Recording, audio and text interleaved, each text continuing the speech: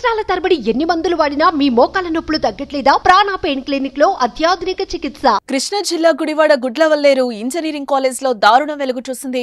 College లోని బాలికల hostel washroom లో హిడెన్ కెమెరాలు పెట్టారనే వార్త ఇప్పుడు సంచలనంగా మారింది. బీటెక్ చివరి సంవత్సరం చదువుతున్న విద్యార్థి మరో విద్యార్థిని సాయంతో బాత్రూమ్ లో కెమెరాలు ఏర్పాటు చేసినట్లుగా తెలుస్తోంది. 2 ఏళ్ల నుంచి ఈ తతంగం నడుస్తున్నట్టుగా సమాచారం. ఈ విషయం బయటకు రావడంతో గురువారం అర్ధరాత్రి విద్యార్థులు ఆందోళనకు దిగారు.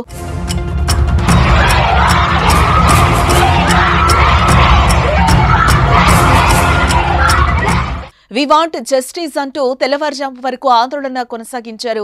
హిడెన్ కెమెరాలు రికార్డైన వీడియోలను అమ్ముకున్నాడంటూ బీటెక్ ఫైనల్ విద్యార్థి విజయ్ పై దాడికి ప్రయత్నించారు.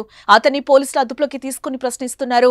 విజయ్ ల్యాప్టాప్, సెల్ ఫోన్ స్వాధీనం చేసుకున్నారు. నిజానికి వారం రోజుల క్రితమే హిడెన్ కెమెరాను గుర్తించి ఫిర్యాదు చేసినప్పటికీ యాజమాన్యం చర్యలు బయటకు రాకుండా తొక్కిపెట్టిందని విద్యార్థులు ఆగ్రహం వ్యక్తం చేస్తున్నారు. ఘటనపై పోలీసులు విచారణ చేపట్టారు. ఇక ఆ విషయంపై మంత్రి నారా లోకేష్ స్పందించారు.